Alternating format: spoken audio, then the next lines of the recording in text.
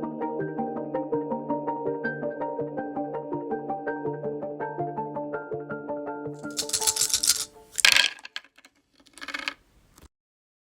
to another episode of the Hobby Hangout with Asu and Dave. We are actually pretty excited. We just came back from our friend's house and we were playtesting our own game that we came up with. One of the ideas. Well, one of the ideas. Yeah. The one that is closest to taking shape. To a proof of concept. Yeah. And then we also brought the new games that you just got. Yeah, we played a few new games this week. So this week I took my daughter and myself, did some demo games of Star Wars Shatterpoint. And while we were there, we picked up a couple of new board games. So this week we played Shadow Ninjas, Quattro, Got and Colt Super Express. So all three games played fairly quickly. Yeah. Yeah, very simple to learn, easy on the rules, play quickly. And they play between, I think, 4 to, I think, 7 on the Cold Super Express. I What are really your like, the Shadow Ninjas and the Cold Super Express. There's a lot of interaction with the other players. So I felt like that one was pretty fun. COD was not as interactive. No. And I personally didn't like the look on the design itself, the artwork. I know that you did. I like the artwork, yeah. No, yeah, I didn't. The kids had a lot of fun trying to practice saying that word. So it comes from, I'm guessing that it comes from Quetzalcoatl, which is a Nahuatl word. And Nahuatl is an indigenous language from Mexico. Mhm. And the kids cannot pronounce the TL. It's a weird pronunciation, right? It's kind of Yeah. like a silent one. And they were practicing it for like 10 minutes straight, probably. Yeah. Yeah, I mean, the game itself was okay. Yeah, it was unique. It's different. It was different. Yeah, It plays fairly quickly, too. Like, it's it very does. short. I think it was only 4 turns for 2 players. So, Mm-hmm. yeah. I liked... It did have a little bit of complexity in just understanding the setup. But once it was set up and going, it was fairly easy. Yeah. And I think we did something wrong too. So I think that, you might not get it on the first try. Yeah. Even if you read the rules, Yeah. there must still be some questions that you have and you're like, oh, okay, well, next game, we'll try it. But Shadow Ninjas, I think we enjoyed quite a bit with the kids. Yeah. Just the uniqueness of, moving your pieces around, not really knowing where your pieces are. It's funny because I keep forgetting where my guy is supposed to be. Especially if you're trying to hide it, right? I feel like if you focus on where your person actually is, you're more likely to give away that that's your person. Yeah. But yeah, it was a fun game. I enjoyed it quite a bit. Yeah, it was fun. So actually talking about, I guess the opposite of fun. yeah, about those other games, and not even just the game itself, it could just be, the where you are at. What happens if you don't enjoy a game? Do you leave it? Yeah, Do you today's topic, stay? right? Yes, that's today's topic. You hate the game, or maybe you're just not really into it. What Feeling it, happens? yeah. What happens? What do you do? So, Mhm. I don't think that we have ever backed down from a game, have we? No. And I think you did some research, which I'm sure you'll get to in a bit. I did a little bit from some of the stuff that you sent, just quickly skimming. Didn't read too much into it. But it definitely seems like the consensus is you never back out of a game. that you started. Yeah. So that felt very taboo. But like, I guess bringing it back to our experiences, yeah, I don't think we've ever like dropped out of a game or said, you know what, we're not playing anymore, and just sort of we're done. Mhm. I don't think we've ever done that. I think we might have in one of those days where we're playing for so long that at some point we have to, come back to the house, um, pick up stuff, walk the dog, and then go out. We might have. I don't know. I feel like we might. Maybe. But I guess we could speak to maybe a couple of examples that we've experienced where we didn't enjoy the game. So one, for me, is when we were playing. What is that game called now? Castle Crashers, I believe it is. Castle Crashers, Land and Sea, or something like that. But it's based on a mobile app tower defense game, but they created a board game for it. We played it once, I believe, and we didn't quite understand all the rules. It was I didn't feel the rules were very well written, so it was very unclear on certain things and when Mhm. they occurred or not. Um, then we tried playing it again with my brother one evening, and it was late.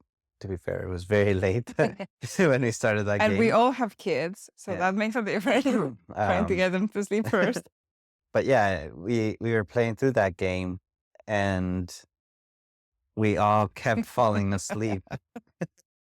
Every time we took an action, I would just sort of nod my head down. My brother would do the same. You were doing the same, Yeah. trying to almost hide from the others that we were falling asleep.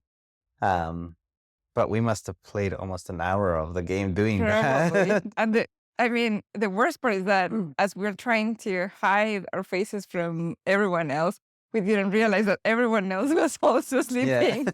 And like I feel like we were like very in tune of whose turn was it.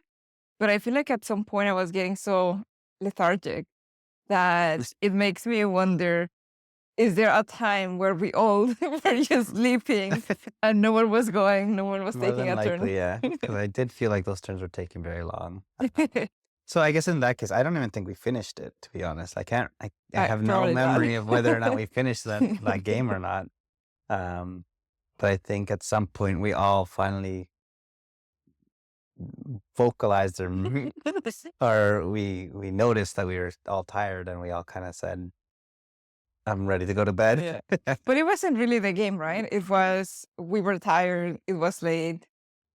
Maybe the game didn't help with that Yeah, mood. I don't think it was engaging because there was just too much, like I said, ambiguity and we weren't really sure what we were doing. So there wasn't that excitement. And the Um, turns were slow as well, right? yeah, it was a slow game. So I think that's, yeah, to your point. It was everything just combined to make that session unsuccessful. um, But then you also mentioned before in another episode that you were falling asleep in another game. yes, yeah. So my brother and his wife were getting me to play. I'm pretty sure it was Castles of Burgundy. So Um, anything with castles, you fall asleep. but yeah, they were trying to get me to play that game, and I honestly cannot recall if I finished that game. I have a feeling we didn't finish that game either. Um, but I was so tired that I wasn't comprehending the rules that he was telling me and what my actions were. I think I was like dozing in and out while he was explaining the rules of the game. So by the time we started, I had no idea what I was doing. But because of that, I just have in that one in particular, I just have a negative um like connection to that game. Mhm. If he ever asks if I want to play that, I'm just like, no, that game's boring. To be fair, I don't know if that game is boring, but that's You my don't memory remember of yeah, my memory anything. of it is it was so boring I was falling asleep. But I uh, mean, on that side, right? If it's a game that is so engaging, it might wake you up, right? yeah. Yeah. Like even if you're feeling tired, there are some games that just get you alert and you're like, oh, okay, yeah. Yeah. And it wakes you back up. Now, there's from what I was reading, there's some people saying that if you're not gonna be able to finish a game, then don't even start it. Now, what do you think about that when it comes to not necessarily not liking the game, but maybe you're more tired than you thought you were? Do you think it's acceptable or how do you handle I it? think it depends the type of game. Like if you're tired and you're breaking out a game that's an hour, 2 hours, don't start it. Like there's no point in starting that game unless you can leave it out and continue it tomorrow or sort of thing, right? Mhm. Um, but like if you're at someone's house and you know you're gonna leave or you're getting tired and you're gonna pack up soon, don't start a 2 hour game. Um, I mean, if it's, I think we do this typically, right? When we say we're gonna leave, if we want to try and get another game in before we leave, we look for a quick one. We look Mhm. for a quick or shorter time one. Um, which I guess in a way it kind of matches what what that comment is, right? Like if you can't play the game, don't start it, Mhm. sort of thing. Um, Okay, well, what about the rising sun? When mhm. you set it up, like I was committed to playing whatever you were going to do, as you're setting it up, and I realize how long the setup is taking, and I'm just by the time that you end the setup, I'm just not into it anymore. Um, and I mean, like, we know each other, of course, so I could potentially say no, thank you. Um, but like, what would be your reaction to someone saying, "I don't want to play this," after like all of the time that it took you to set it up? You should have said that before I set it up. How would I have known how long it was gonna take to set it up? Well, but I guess I would maybe what we could do more of is when those long games need to set up, that either you assist with the setup, but you'd have to be familiar with the game, or play a shorter game on the side, right? Which I think we've done in a couple instances when, like, setting up Massive Darkness, other people will play like Little Wordy and things like that, right, on the side Mhm, while we're prepping and setting up, so they're not, I guess, to your point, feeling like, oh, this is a big endeavor and we haven't even mhm, begun yet. um, and in some cases, like Massive Darkness and Zombicide, I've gone ahead and set it up like the day before because we mhm, have the the benefit of this table where I could set it up and just leave it, right? So everything's ready so that when we go to play, it's there. mhm, Um, and I definitely find myself doing that more and more often with some of the more lengthier games to set up, right? So like Familiar Tales, when we want to play that, I go to my way to set everything up beforehand, before mhm, everyone comes down. Um, so I think it's for those longer games, if you do want to have that experience with the group, it might be better, obviously, to set it up in advance and not have people waiting around while doing mhm. that. Um, I mean, at the end of the day, Rising Sun is not that long of a game. It feels um, so long for me. it's only 3 seasons, and each season you usually only get 1 to 2 turns, depending on how many people are playing it. So most of the time, I think you only get maybe 6 to 8 turns in the whole game. Um, it's a good game. I don't know. So, okay, so most of the time we're playing with family Hmm. and especially with our kids, right? Like we know that we are prepared for them to say, okay, let's go play something. And then we get to the table and they're like, let's do something else. And so I think that we have prepared ourselves to that situation and, like we have to I be guess okay with how it. prepared are you at that? So what have you felt when we come down to play Arcadia Quest and our son is done after 1 turn? Oh, that's annoying because it takes so long to set it not to set it up physically, but to make the plan during that day to say, at this time we're gonna do, Arcadia Quest. Yeah. And then once we're ready and I have like that mindset of, okay, this is how my day is going to look like and these are the things that I'm gonna do. Now it's time for Arcadia Quest and then suddenly it's like, oh no, it's not anymore. So it's annoying because I like having a structure of my day and knowing what I'm gonna do during my Yeah. day. Is it more so the structure, or is it like him just saying, "Oh, I'm done after 1 turn"? Well, first of all, is if he doesn't even want to play, that affects the structure of my day. If it's just the one turn, is like, okay, we just like took so long to convince everyone to come down to play for just the one turn. Yeah. And you're just like getting into it, right? And depending on how long we took a break for, then I might not even remember what my strategy was, from when I left it off the last time. So I need more than one turn to remember what it was that I had planned Yeah. and actually see it, have what kind of impact this is gonna have. Mhm. What about you? Um, it doesn't bother me too much, to be honest. When he says he just wants to play 1 turn and that's it. Obviously, I would like it if he wants to play more turns, but it doesn't bother me too much.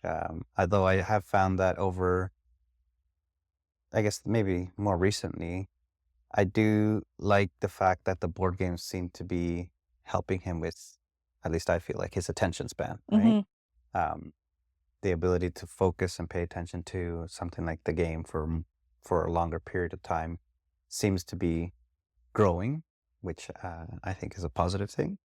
Um, And I guess maybe that's why it doesn't bother me too much is because I don't want him to stress about it either, right? Mhm. If he wants to play, I want him to want to play. And I don't want it to have any negative feelings around it. Would I like him to stay and play more? Absolutely. I definitely would. Because to your point, like if I'm going to sit down, I may not remember what I was doing. It might take me a couple of turns to remember what I wanted to do. So yes, I would like it if he wanted to play more. But overall, yeah, it doesn't bother me too much. Now, another one of the comments is board games or playing the board games is more so a social activity, right? Where people are coming together, they're maybe having like some side conversations, but it's about getting that people together, right? And creating those connections. When we were playing with our son and it was during arcade was because he hasn't done it recently with the other games. He used to have like a book or a toy and he was getting distracted all the time. Hmm. Um, if we take that to a different setting where maybe an adult, right, is on their phone all the time instead of like being present at the table, how would you feel about that? Yeah, I think it's a different experience with an adult, at least for me. Obviously, a child's attention span tends to grow as they get older. And to be fair, maybe he just didn't find it quite as engaging as some Hmm. other games. But yeah, as an adult, I think to your point, games are intended to be a social experience. And if you're not there to experience the game with other individuals at the table, like to a Why are degree, you there? yeah, like to a degree, why are you there? Not that I'm not going to let them play. I wouldn't go that far. um, well, maybe if it's a two-player game. I'm just thinking past board games into something like a miniature tabletop game where Hmm. you know that's going to take 2 hours or maybe more. And if that other individual isn't engaged, isn't talking to you, is on their phone, taking turns that are length too long of a time because they're too occupied doing other things, then yeah, I'd say why did you Hmm. agree to play if you weren't going to be engaged and participate? Because at that point it starts to feel more like a waste of your time, right? Hmm. Um, so yeah, I guess I could see that translating to board games too, although we don't play that often in terms of like long board games. And I think we've been fairly lucky where when we do play longer board games, the individuals that we play with are engaged Hmm. and are participating throughout the length of the game. Hmm. But yeah, I could see how that would be very frustrating. One of the other comments was also around people who are not engaged or just making it miserable for everyone else. That the other people might just single them out as someone that they wouldn't want to invite again for Mm, to play again, right? And so, as if you were in that situation, if you are the one that is not, you're either leaving the game or not as engaged. But let's say just sometimes it could be justified, right? Like maybe there's a family emergency or you're waiting to yeah. hear back on something, right? Um, and I feel like actually, before we get into that, why have you never said no to a game that you're playing that you might not be enjoying? Why would you not say no? Well, I mean, I've said no to Castles of Burgundy for any second or third plays of that. Um, but aside from that, I can't really recall any other game that I've said, no, I don't want to play that, like outright. Mm. Yeah, I don't think I've ever said no. Will there be a situation where would you will say no to playing?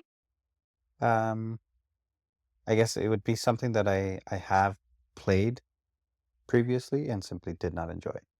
Hmm. That would be the two criteria for me. Just thinking of Castle of Burgundy, that is the only criteria. I know I played it. I mean, I recall it, but I know I played it, and it doesn't have a positive memory. Hmm. So my answer is no. I don't want to play that again. Um, and I think, like I mentioned, our sister in law, Hmm. um, she's very adamant that she doesn't want to play skulking, which is completely fine. Like she doesn't prevent anyone from playing the game. She's perfectly fine if we all want to play skulking, and we'll play the game. Um, but we already know that she's not interested in participating in that game because Mhm. she simply doesn't enjoy it. Yeah. What I'm trying to get at is, what if there's someone who wants to say no, but feels maybe some pressure or something that prevents them from backing out, especially if they have already started the game and maybe they're not enjoying it midway. What things could you say to someone to say, you know what, I don't like it? Um, Uh, Given that the consensus is once you started, don't back out. So, what are the potential ways to actually back out if you're really not enjoying it? I don't, to be honest, I don't know. I think I'd probably pass it back to you. I think you have the most experience in this, directly related to Rising Sun, if you want to use that as an example. Well, that's the thing. I feel so much pressure. I think um, so. Some of the comments actually that I read that make sense is that there are certain games that if you drop out, it doesn't have an impact on the rest of the game, and that one is fine, and people won't really mind. But there are some of them where, if you leave, then the whole game is already, Yeah. ended, in a sense, right? Yeah. And you're ruining it for everyone else. Mhm. But I just because I feel like that is an understanding or a contract of saying, if you start this game, you're gonna finish it. And I feel like everyone else is in that mindset. I don't feel comfortable saying I'm not enjoying it because then, we kind of all agree on that implicitly. Um, so I think what you're saying there is fair. I think that is an accurate comment that playing a board game is in effect a social contract to see this thing through, right? Hmm. Um, I think that yes, you are kind of creating a social contract with that game, and your group of friends and family or whoever may be play, and ultimately it'll fall to you whether or not you want to break that contract, right?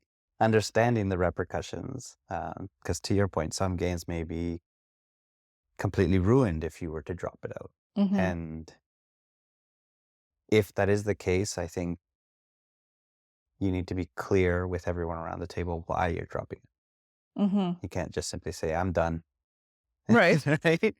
And get up and leave, right? Because it may not just be the game that's preventing you from enjoying it, right? Maybe people are doing something around the table that maybe you're not consciously picking up on, but certain things that they're doing or how they're playing the game may be creating a very negative experience for you. Hmm. Um, so yeah, I think if you were to drop out of the game, I do think it's important to vocalize why. Why are you feeling like you want to drop out of the game? Hmm. I mean, if it's for other reasons, like it's an emergency or something like that, that's, I think, yes, Hmm. even if you're ruining the game, it's still a game at the end of the Yeah. day, right? Yeah. So, um, I don't think it's life or death. It's a board game. Um, but if your your only reason is you're not enjoying the game, I mean, only reason, not that it's that light, right? It's still your time and investment, right? So if you're not enjoying the game, I think you still owe it to the group to at least let them know why you're not enjoying the game. Hmm. And I think, like one of the main reasons that people play, like other than the social aspect, is uh, if you're playing, it's because it's supposed to be fun, right? Yes, And yeah. so you're supposed to be enjoying it.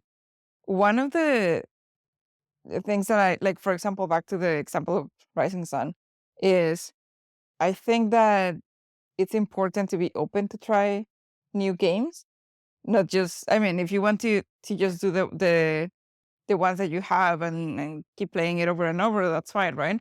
But if you're someone that enjoys having that experience of playing different games and figuring out which ones are for you and which ones are not, um, then just going back to that comment of don't start something that you're not gonna see through, it's kind of hard to assess if it's something that you're actually gonna be committed to, right? Yeah. And that you're gonna be try to engage with it. And so, like now, I can say no, I don't want to play that game because I know that I don't like it.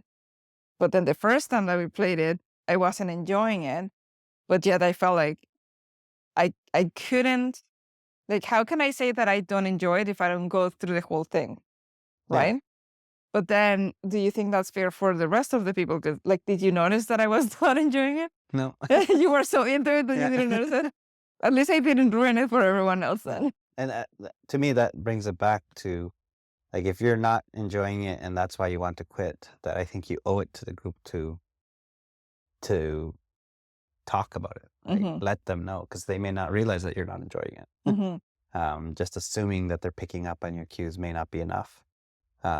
So just because realistically, if everyone's there to have fun and they know you're not having fun and they know why you're not having fun, why would they be upset about that, right? The purpose of the games is to have fun. Um, so yeah, I think the more you can verbalize what you're trying to, or what you're feeling, or what you're experiencing, the better. When you're not enjoying that game. What do you think about if someone were to go to, let's say, their local store where they have monthly or weekly or whatever, board game nights, and you're playing with people that are people that you don't know? Yeah.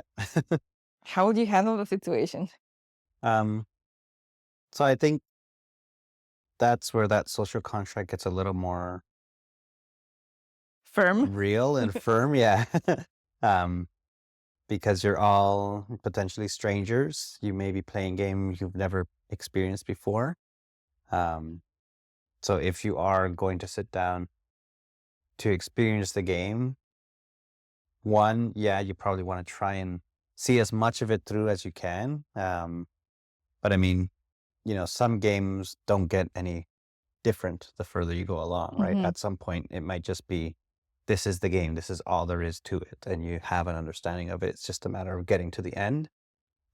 And if you're not enjoying it at all, again, I think it's being comfortable enough to either suck it up and play through mhm, or verbalize why you're not enjoying that game. Understanding that because it is a group of strangers, they may not be aligned to, okay, let's pack it up.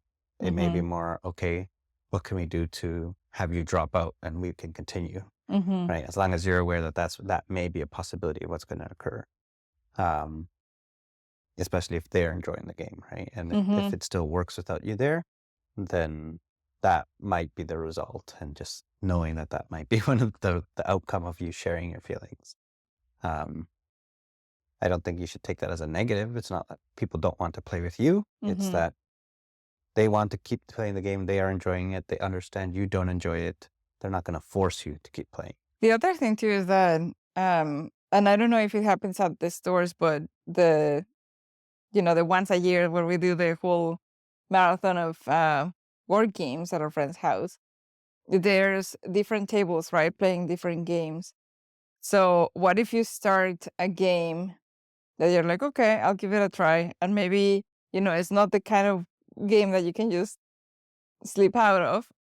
Um, but for the people that are there that are like, okay, let's actually finish it, for you to tell them midway, I don't actually want to play. Just imagine how they feel if they, first of all, like they get interrupted with a game that they are potentially enjoying, but also that they gave up playing all their games to be able to be at this table, right? And then suddenly having their game interrupted. So I think that there's still some sort of pressure of not leaving, even if you want to be transparent of why, because then now that person might be feeling, or maybe like that's what I think, right? Maybe they're feeling that not only did they invest on trying to play this game, but they're also gave up the opportunity to play with other people, at the other tables. Mhm. Um, so like, do you feel like there's still more of you gotta finish it and not ruin it? um, I don't think so. Funny enough, I think this conversation or this topic has, to me anyways, boiled down to communication, right? Hmm. Like it's really down all completely down to communication. Um, because if people are there to have fun and they know you're not enjoying it, but realistically can't really drop out without killing the game, I think they're going to invest more in trying to make the game fun for you, to make sure you're included in it. Otherwise, like if you don't communicate that, they're not going to be aware of that. And the Mhm. game just continues to be not fun for you. And no one is going to be aware of that, more than likely. Mhm. Because they're probably focused on their experience, right? Um, so I think for me, anyways, I don't think communication in these cases would ever be a negative. I think it's always going to be a positive to be able to make that everyone around the table aware that you're not enjoying this game. Again, as long as you're taking the next steps to explain why you're not enjoying them. Mhm. Because that in itself, maybe you haven't really thought through either. You could just be like, oh, I'm not enjoying this, but I don't even know why I'm not enjoying Mhm. it, right? um, so yeah, I think that that might be, maybe it's because you're losing, but why are you losing? Maybe it's because I actually don't really understand what I'm Mhm. doing here. um, and the only way you're going to get a better handling on how the game functions is by other people maybe slowing down, going over certain rules again, doing some trial examples and things like that, right? Mhm. But that'll never occur if they don't know. Actually, on the losing aspect, um, have you ever played, I mean, I guess me, with people that really want to win a game? Has that made it a bad experience for you?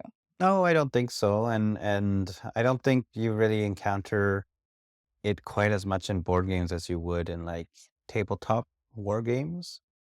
In those types of games, you can definitely encounter players that are there to win, right? Mhm. They're there to win, and they're going to win as definitively as they possibly can.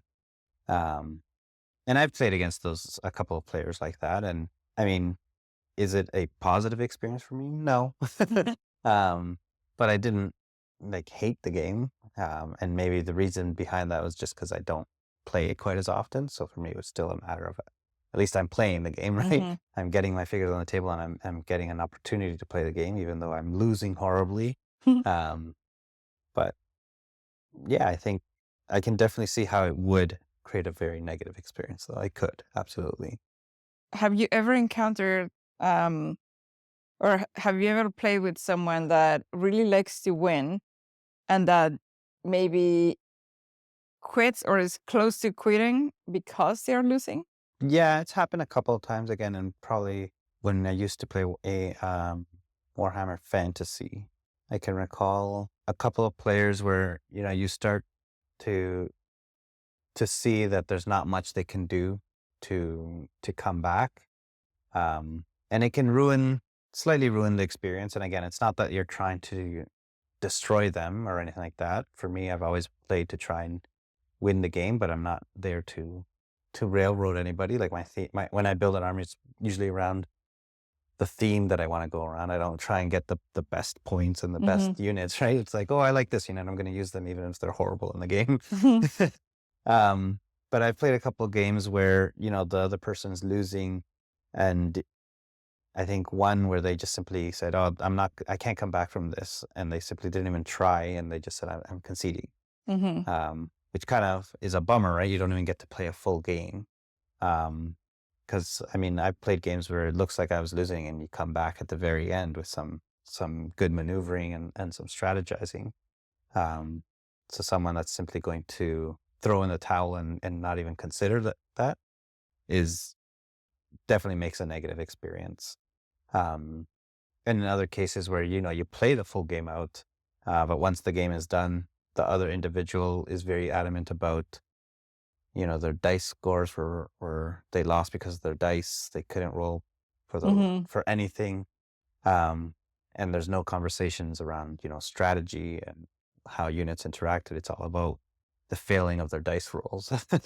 um, that can definitely, sour the experience as well. Mhm. And I'm sure that that in itself is probably a very common experience in wargaming where people will blame the dice rather than evaluate how the game goes, right? Um, So as you being on the side of, enjoying it and wanting to play it through, um, would you have considered playing again with those people that, threw the towel early on or? I mean, I wouldn't say no if they wanted to play, but they obviously wouldn't be my first pick of opponents either. Um, like I wouldn't go out of my way to play with them. Mhm. But if they were there, it was a tournament or something like that, I was ready to play and they were there, I'd still play them. Um, I might change my tactics. I might not be as heavy-handed or, you know, not let them win, but like play a little easier, perhaps. So, that's an interesting point actually to say that, instead of conceding, just play through and see what happens. For me, I would have thought, like, I don't think that I have done this, but for me, what I was thinking is, yeah, you know what? If you're looking at it and you're like, there's no way that I can come back from this.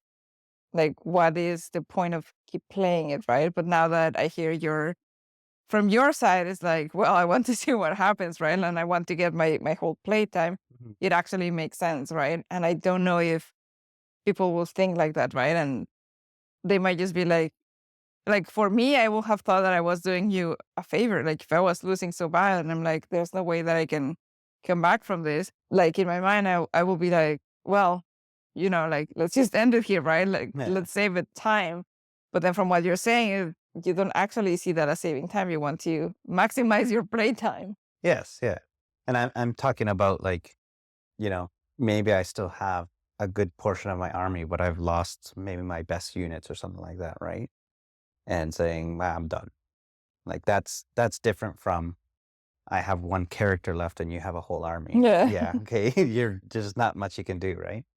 Um, but like if you still have units, there's still things you can do. And if I'm not saying it's easy, but it's not a definitive win if there's still ways to get points or to remove units and things like that, right? Hmm. Um, so I think to me, it's still worth playing it through, understanding that you have to have the strategy, right? Now, if you're playing a game and your units are getting destroyed because you realize I have no understanding of the rules, Hmm. that's different, right? But I think in those cases, I think it's better for you to communicate that than just say I'm throwing in the towel. So Hmm. if you communicate to say, you know what, I actually don't know what I'm doing, and I'm not understanding the rules, your opponent's going to realize that and probably I would think they would take the opportunity to again slow down and maybe walk through things with you and explain their strategy to you a little bit more. Um, I can't see anybody enjoying a game where they're just, oh, okay, you don't know the rules. I'm just gonna destroy you anyway. So what's the point of playing the game, right? Because that's the point of like those wargaming and tabletop war games is to strategize and see how you can get the better of certain units. Hmm.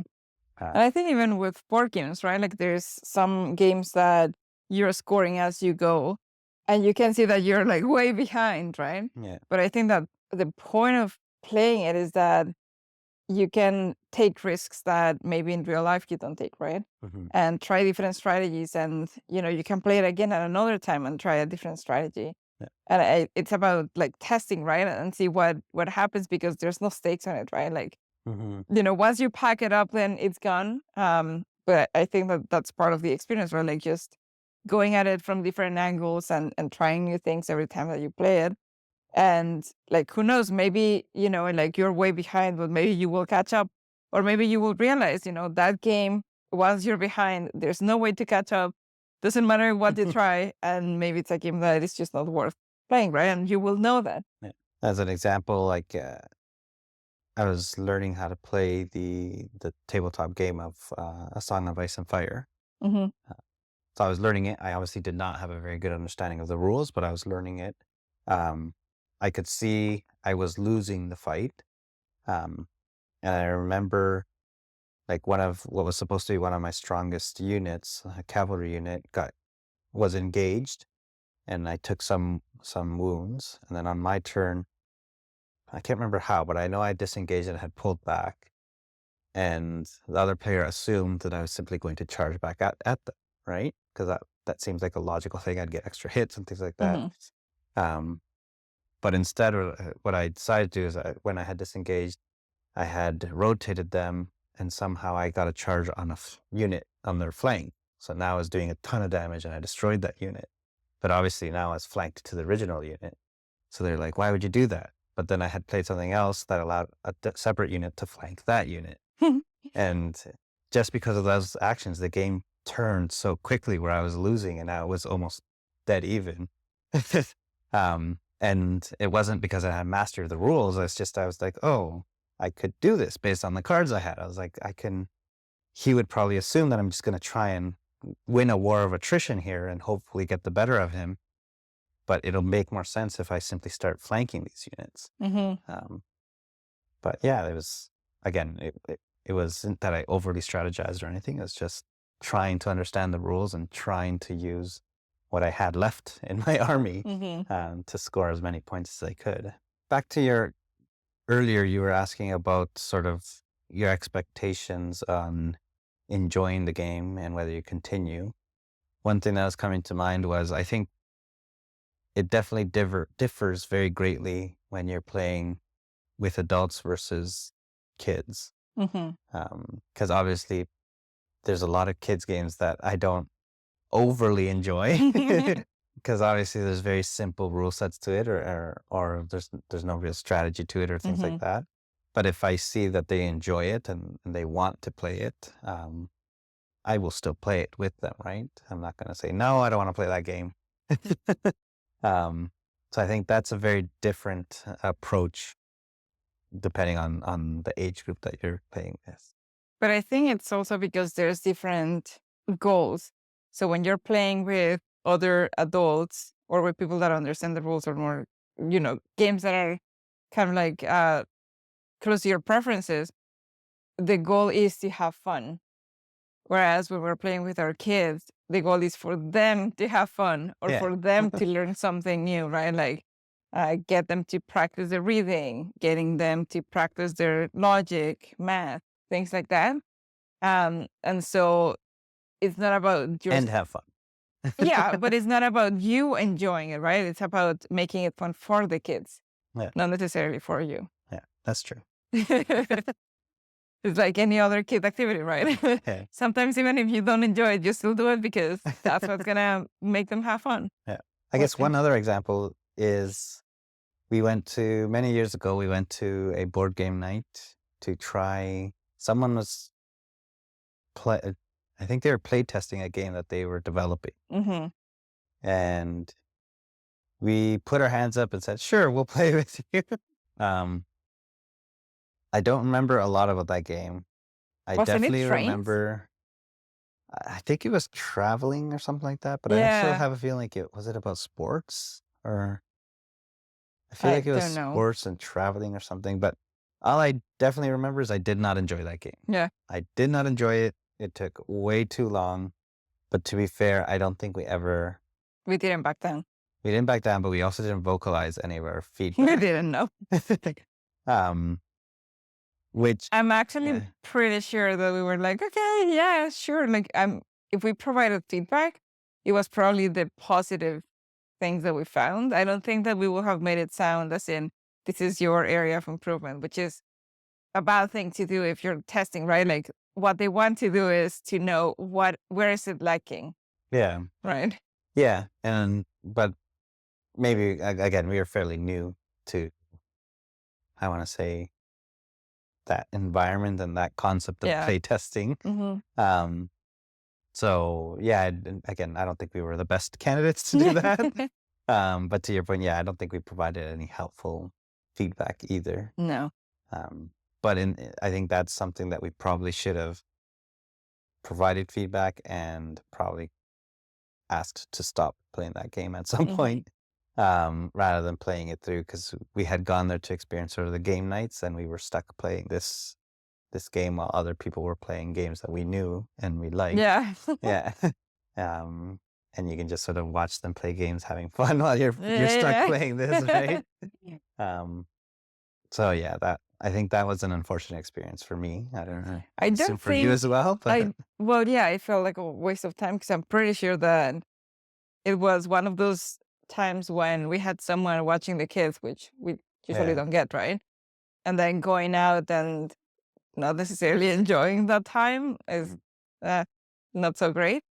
Um, But yeah, like to your point, and I think that is, we decided to test it, but it's, if you don't know them, I think that expectation weighs more Mhm. than me trying to vocalize that I'm not enjoying it, because I feel like that contract is, like you said before, right? It's like it's firm. It's like there's no way out of it. Um, so I don't know. Like if we went back and we were in that situation, I don't know that I will stop the game. I now though, like after all of the experience that I have with user research, I will probably try to point out all of the things that I will provide feedback on. Um, and maybe if I want to be positive, I will start by saying, actually, probably I wouldn't even have gone for it based on Exactly. the theme, because now I know that that's not the kind of theme that I want, right? Yeah. And now I know that games are supposed to be fun and that they're targeting one specific player type, and that one game, if you try to make it for everyone, no one is going to love it, right? Yeah. You have to make it for the very specific people that are going to love it, and everyone else is going to hate it, and that's fine. And so now that I know that, I will have probably said, you know what, like right off the bat, I'm not going to enjoy this game because of the theme. Yeah. I'm not going to provide you valuable Exactly. feedback because I do not like this game. Yeah. Yeah, this game is not for me. Um, yeah, so I think to that point, we're more educated now than we are then in a variety of things, not just board games, but like you said, user Hmm. experience, user testing, um, and feedback sessions and things like that, right? So I think we would have been going into it more knowledgeable, um, and just simply asking up front what their expectations were out of it, right? Trying to Hmm. understand what it is that they're trying to get out of this. Are they actually receptive to feedback? Hmm. Because that's the other thing, right? People saying, "Oh, I want to play test this," but if you provide any negative feedback, they're going to take offense to that. And it also ties it back to game recommendation. So if you are already an experienced gamer and you're trying to bring someone else in, but you want them to have a good time because you want to have a good time, I think that it is very important to know what kind of games to recommend to them, right? Hmm. And you have to kind of like get to know them in a way that you have an understanding of what games are going to work for them. Because I don't think that everyone is going to be aware of what type of games they will enjoy, especially if they're kind of like new to it, right? Um, they might not necessarily understand that maybe they're thinking of, oh, the theme is, I don't know, like wolves, let's say, right? And they could be saying, oh, I like wolves, but maybe the way that the game plays, maybe that's just not for them, right? Like the mechanics of the game. Yeah, exactly. And so I think that people might not be aware of how to identify what games are for them. So I think that the person who is recommending them has to be receptive of, um, is this person likely to enjoy this game? Or, just like talk about it right from the beginning, just to make sure that it's something that they're interested in trying. And knowing that if it's someone that doesn't really understand whether they're gonna like the game or not, that there's a fair chance that the game might have to be stopped. Hmm. It's a good point. So, any other findings from your research? There was one about if it's someone that is playing the game for the first time, a recommendation would be to have an intro game instead, especially if it's a long game, so that you give them a chance to Like a try demo it. version of it? Yeah, like a demo version of it, so that they can try it out first and then see if it's for them. And then maybe next time you will do a full game. What do you Mhm. think about that? Yeah, I think so. Even similar to like the Shatterpoint demo, Hmm. like I was telling you about, is the idea is that you're essentially playing with half the size of a regular um, strike force, and the objectives are simplified to only have three. The game is not going to give you the full experience Hmm. of what it's like to have moving objectives and things like that, but it's enough for you to understand the core rules of the game and see if it's something that you enjoy. Now, is this demo like the rules for how to run this demo already out there, or did you Yeah. make them up? No, no, they exist already. They're provided by the game manufacturer. Now, I don't think all games have something like that, but I think it's valuable Hmm. because it gives you a shorter glimpse, right? You don't have to do the full commitment of the entire game and learning all the rules. It makes it a little bit more manageable to learn those rules little by little. Mhm. And I think a lot of games nowadays, not all of them obviously, but some of the more complex games will have sort of like an introductory scenario or something like that, Mhm. right? Where it's shorter, simplified, but still gives you a good understanding of what to expect when playing the full game, Mhm. which I think is helpful. Yeah. Because otherwise, if it's on you to try and figure out how do I simplify this game as an introduction, I think that can be pretty complex, Well, pretty and you hard to might do, end up, right? with your biases being reflected on the mechanics that you like the most, Yeah. right? Um, Another comment that I read that was pretty interesting is, and going back to the losing versus winning, and especially in the losing of not wanting to lose and, giving up. What if someone is having a really bad day and they're losing and they're like, I just can't take another. What if I can't take another loss today? And that's why I can't bear losing today. It's not necessarily that they're sore losers in general. It's just that particular day is not good for them to lose. How will they even vocalize it, right? Like, especially if you're playing with someone that you don't know, you're not going to tell them, oh, you know what? I'm not having a good day. Like, how do you navigate that? I think the person having a bad day has to take some ownership of what they're doing with their time, right? So I'm assuming they're there to have fun. They want Hmm. to escape their bad day. Um, so I would hope that they pick a game that's not so much focused on winning and losing and something that's more focused on the experience of the game. If they chose something that was really win or lose, black or white sort of thing, and they're already having that bad of a day, I don't know. I guess Don't even get still, started. yeah, I wouldn't suggest doing that as your choice. Hmm. Um, and if you do, then either take the loss and and not vocalize, or try and communicate that you're not having a great day. Um, as we kind of mentioned previously, like board games provide you that structured environment to have conversations, right? Hmm. If you're having that bad of a day and you just need to talk to somebody, not so much of, unloading all of your Hmm. your problems on a stranger, but um, if they're there to have fun with you, they're probably there to at least talk to, right? Hmm. I think it could be an opportunity to help relieve some of that stress or pressure that you may be having from your bad day. Um, and it might end up making the game a little bit more enjoyable, right? Rather than focusing on the points, having that conversation with another person and creating that connection could result in some positive support for your day. Hmm. So I think that's something to consider.